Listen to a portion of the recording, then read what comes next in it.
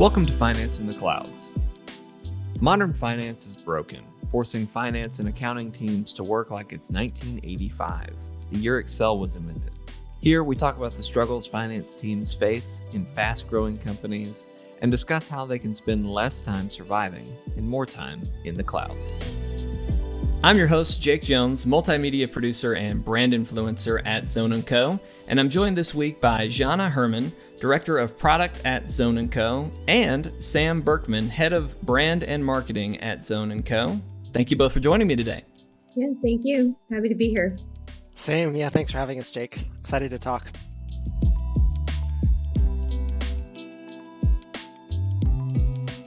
All businesses have unique needs when it comes to how they bill their customers, and one of the most popular billing methods is usage-based billing, due to it proving to increase revenue and being liked by customers. However, there are a lot of challenges that come with it. And so today we're going to be talking all about the evolution of usage-based billing. So Janna, we've kind of brought you in to talk about this, and really this whole podcast kind of stemmed from a conversation that you and Sam actually had, where you said all billing is usage-based billing. So why don't we just start there? What was your kind of thought behind that expression?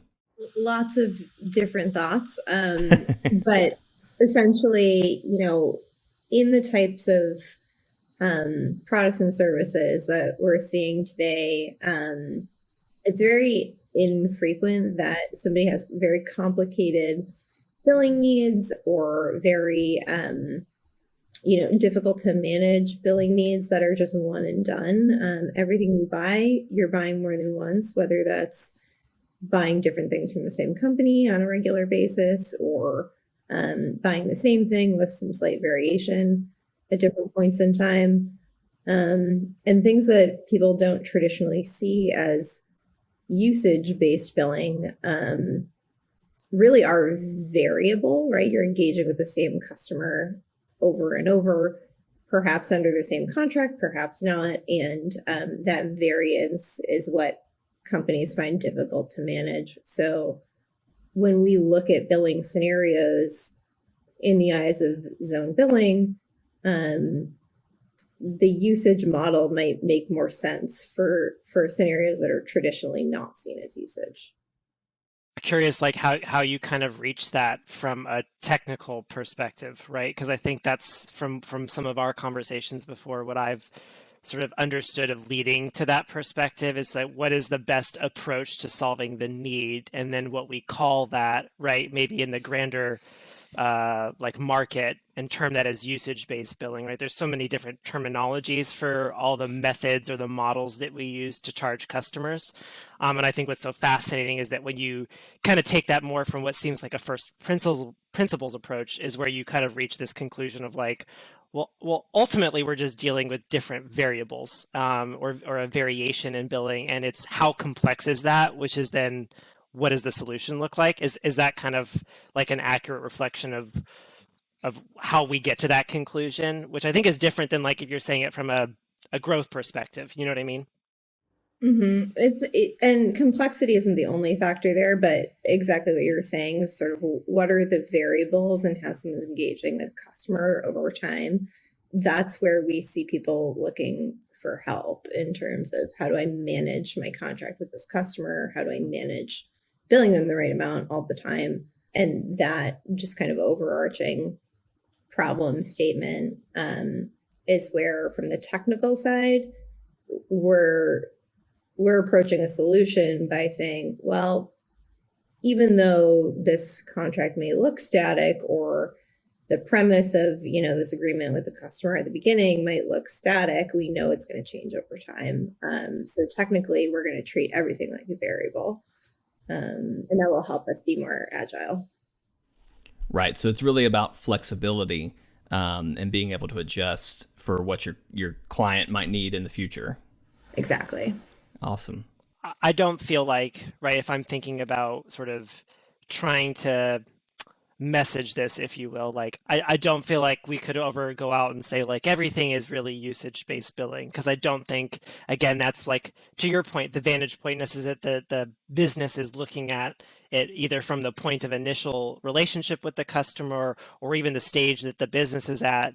But I think what's been fascinating about being in this process long enough is like, well, every business is going to run into this. And I'm kind of interested in what you mean too when you say like that's not all just complexity.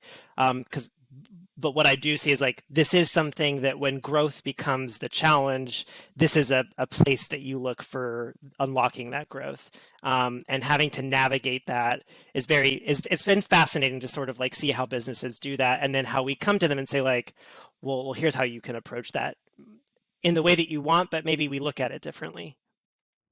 Right. So the reason I say complexity isn't everything is maybe there are only one or two variables. But maybe next year you swap out variable A for variable C, or maybe you're adding a new product to your portfolio that you're selling and you want to use a mix of those variables and one more or something like that.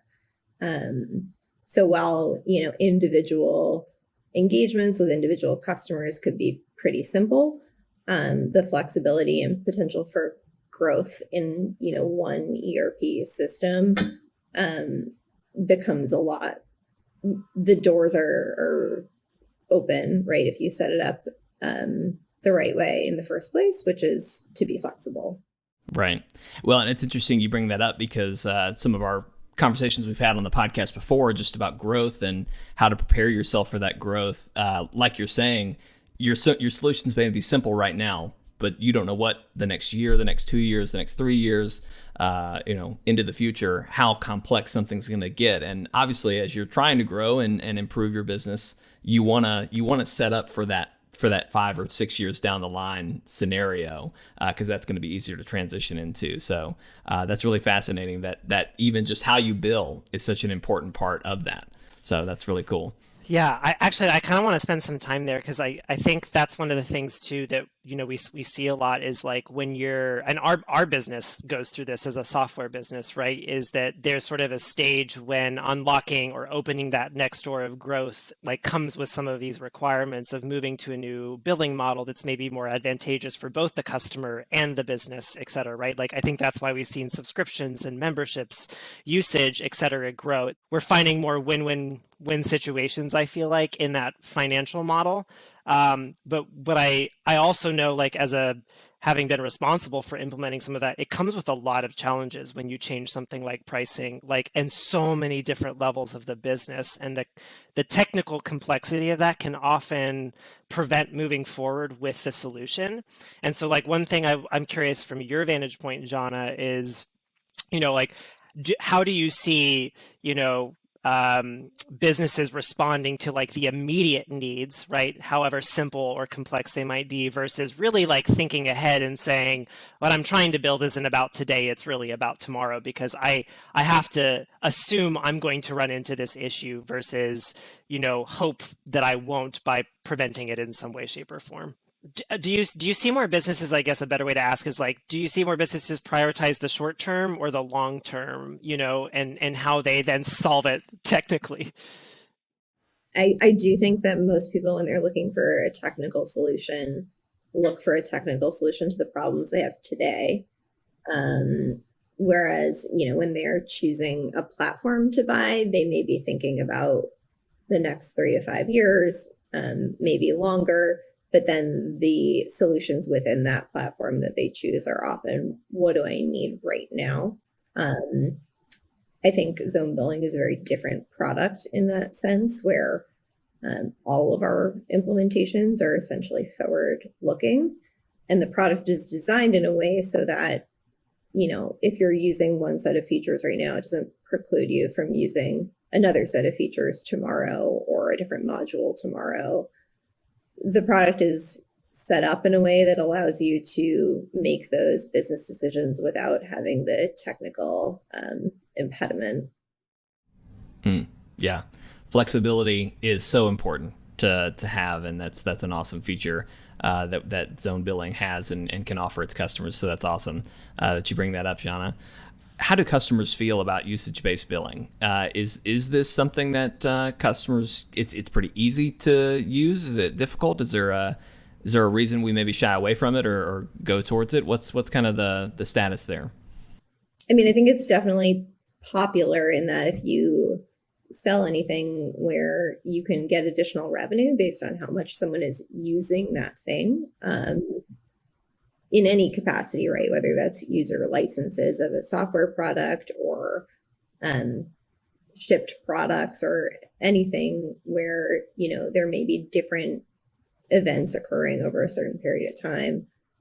You want to get the additional revenue from that. So people are definitely leaning towards this model.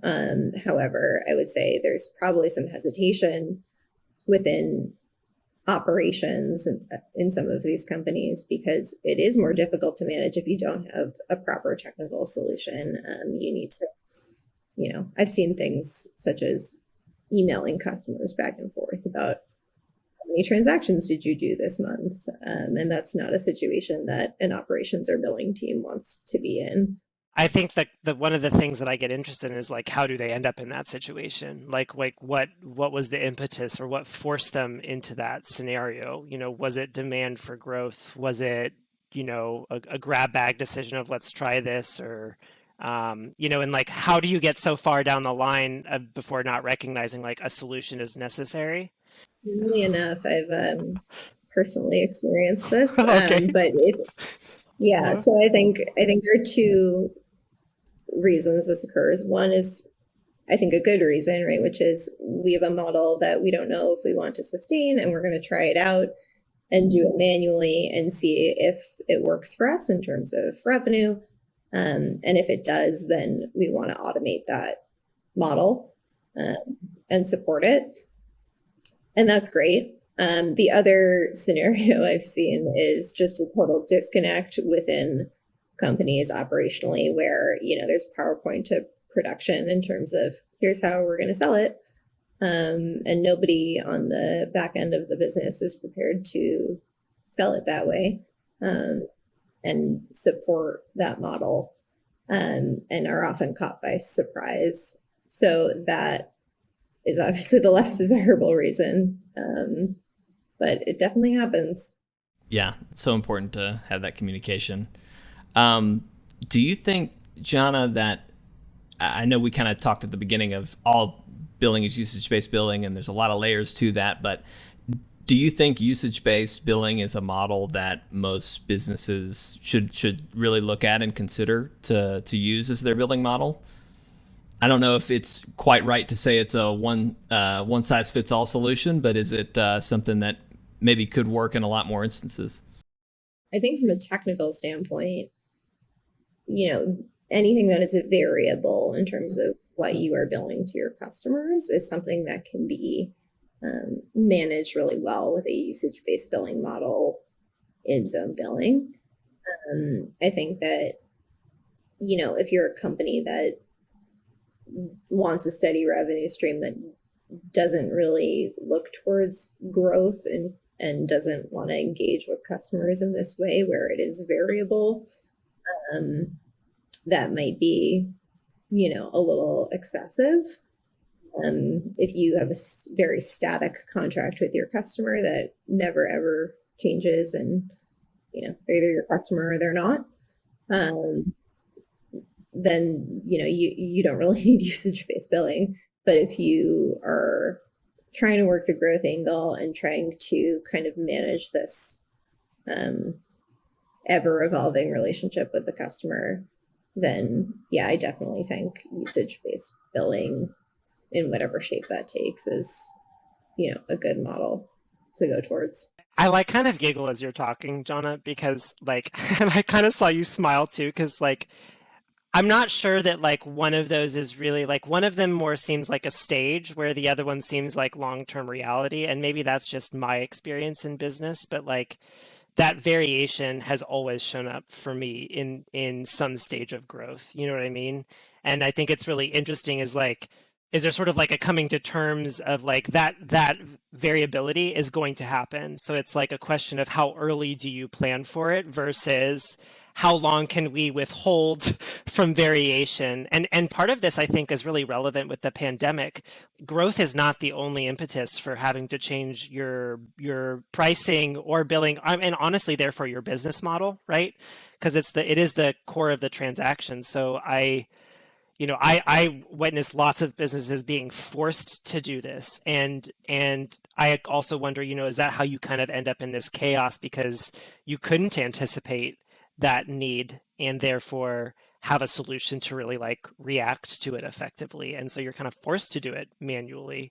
And going digital, whether that was a usage-based model or not, seemed to force a lot of companies into that like renovation situation, or pivot situation. Absolutely. And I was just thinking, I don't know a whole lot of companies where I can buy something and it's either, on or off, Right. right? And there aren't tiers of service or, my energy company counting how many kilowatts I've used this month. Even the most kind of old school, have been around for a long time companies have this variation and this, challenging pattern of billing that they're dealing with. And they've just some of these companies have never had a good way to execute on that and have a lot of overhead trying to manage it. So yeah, growth is definitely one reason, but the other reason is literally just operating day to day in a way that's in a way that helps you survive in lean times, right? Yeah. I mean, what's been interesting in listening to like these podcasts that, Jake has been hosting too, especially as we talk to people, in finance roles historically or still today, and the stage generally at what finance seems to get involved, and that is obviously going to be business to business, or sort of the front end versus the back end that you sort of spoke to in the PowerPoint to production, right? Because growth is such a focus, is like that this game of catch up constantly and not really having like the technical solution being such a factor of risk mitigation, you know what I mean? And having to deal with that like unknown, I can imagine is somewhat like chaotic. And honestly, like I'm a marketer, so like of course I want to toss out new pricing models and all this kind of stuff because hey, the competitor released this thing and now people won't buy it at this price anymore or this way, or they just released a subscription or now it's seat based, and so you feel this need, right, to like change or you won't survive. Meanwhile, they're like, we're holding on by a thread already. What are we going to do with this new change? And I find that interesting, like watching businesses, how long they decide to hold that for, before they're like, okay, we need to fix this now or whatever. I mean, I think another part of this is just the changing consumer, right? There are so many options for everything that, again, I don't know of anyone who I engage with as a customer where I am just going to keep doing the same thing in exactly the same way over and over and over forever. Right. Life changes and people are mobile and people want different things all the time and there are other people selling it to them. So if you're not ready to kind of, meet that support call that says, hey, I want to change what I'm doing, and easily facilitate that, then they're just going to go somewhere else. Yeah, it seems like, just from conversations I've had with lots of people on this podcast, but it seems like that the point that decision is made is when it's already almost too late, right? And like you said, they start to see those calls go through, and we can't accept this work, or we have to send somebody somewhere else. So yeah, that's rough. This is definitely something to consider and look at as a business owner, and like we've said, kind of try to prepare yourself for that growth early. Janna, as people are looking to maybe switching to usage-based billing, what are some things that they maybe should look for or consider or even prepare as they start to look towards that transition? You need to understand how you're going to capture the data that you're looking for. So whether that is through a system, if it's software, or reports of some kind, if there's something physical happening, you need to understand the operational flow of how that information is going to get back to you so you can appropriately bill. I think that sometimes there are gaps in that process that aren't really accounted for until someone does it for the first time. But coming from an operational background, I also think it's easy for me to say that and less easy to think about in the context of everything that goes along with launching a new product or service or business model. So I would definitely just bring the operational process to light early on and think about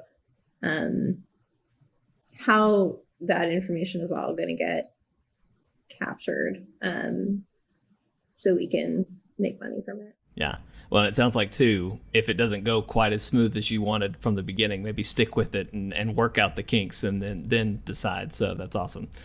I also think that, as I mentioned earlier, the sort of try before you buy is a good approach sometimes, and can tell you, what may or may not be valuable before you go and invest a lot of time and money in building a very complicated or very robust process to support a model that you're not sure you're going to stick with. Mm-hmm. It's great advice. Yeah. For sure. It's interesting, like the more that time that I've spent, because like since I've been here at Zone & Co, I mean, like working in fintech for only like the last 3 years, and like the more that I've kind of understood, right, like what are all these like variables that affect the ability to deliver something like a new pricing model, right? And having spent most of that time then on the go-to-market side, right? Like, how do we decide what people are willing to buy and what they're not, and what's the model that they are, and how do we get them to understand the pricing, let alone actually transact on it? I can look back in my career and say, like, I've clearly underestimated the amount of effort that goes into truly seeing profit from that change versus honestly, just a different type of revenue, without really knowing the cost of it. And so much of that in retrospect is technical debt, and not having that solution in place from the point of like, do you even know how to collect what you want to bill for, let alone process it in a way that you can send it where you're not collecting cash so late that it impacts your cash flow, right? That the profit margin is actually there because of the effort it takes to put that pricing model into place. When from the front, it's like, yeah, but people click on it a lot, it kind of gives you this false impression of like, what's the really lift to get something out, and therefore the true potential to scale, which is why I love that, try before you buy a model, and then being able to bring in that back end from the beginning at both a strategy and a technical level and say, let's test this, to me is like gives so much potential to both sides of the business, versus what feels like this tension of like, I want to grow faster than I can, and I'm just going to basically see how much I can, balance on that, teeter on that line before we tip one way or the other, and I feel like there's probably a better way than that, and I see that obviously because of our product, but the human element of all of this, I think, is also a factor too, One other thing I would say, which is not going to be fun for anyone to think about, is think about getting audited. And don't make your life more difficult than it needs to be.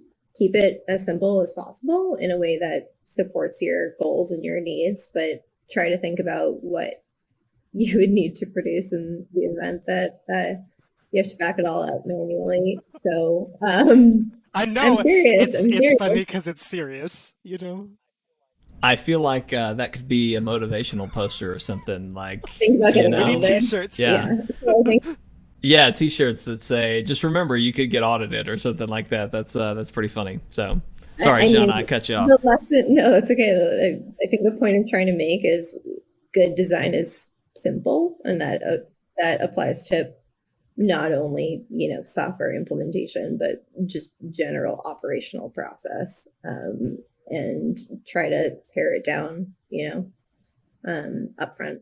What I think is so cool about that is it kind of brings me back to like, I think what you are helping us also like see in this is that like it really isn't about complexity per se, right? It's like at what stage does variation show up? And therefore, how do you respond to that in the short term and how do you respond to that in the long term?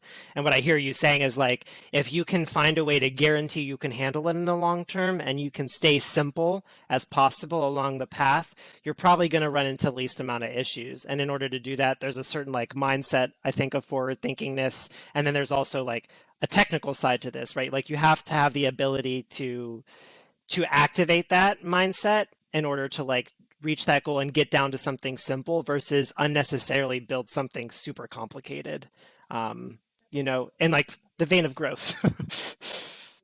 Right.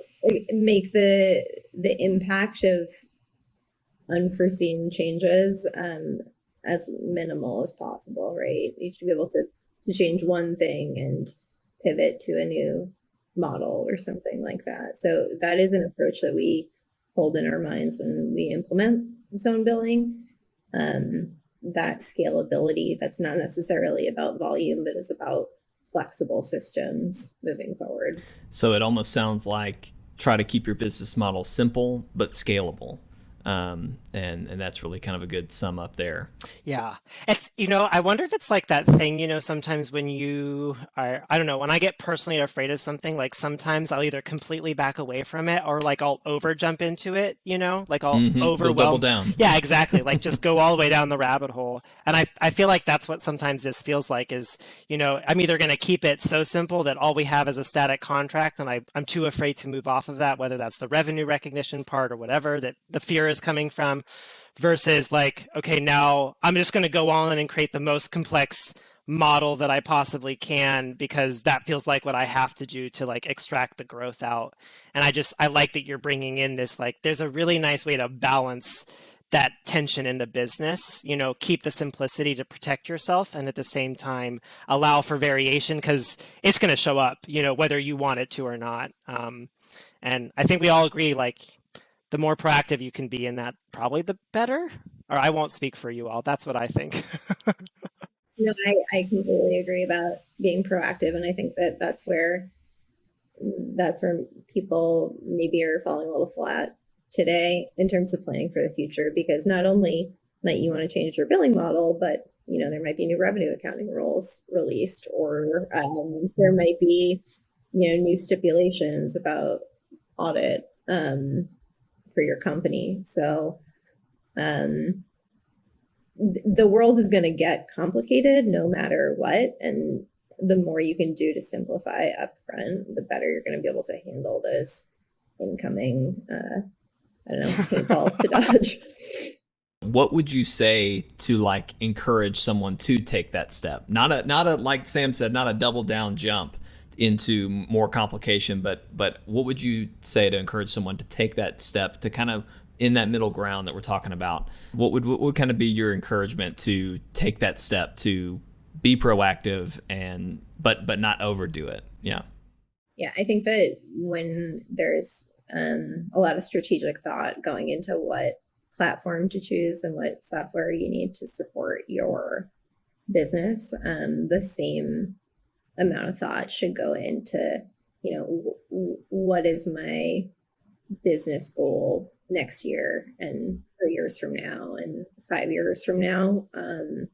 Because just because a piece of enterprise software is flexible and reliable and all of those things doesn't mean that it's going to be used in a way that's amenable to those easy changes I was talking about. So really building an environment that you want to live in and you can scale in is just as important as selecting the software, if not more important.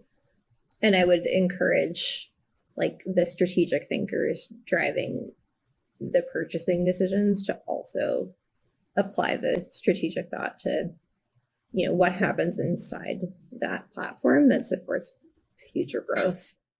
As I was hearing this, like, do you both know Brené Brown?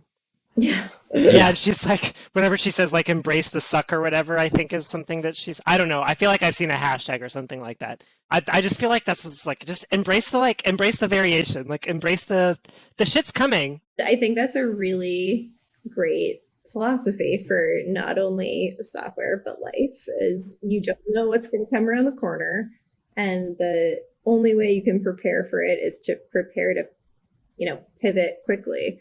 And just remember, you will be audited. So, And you will be.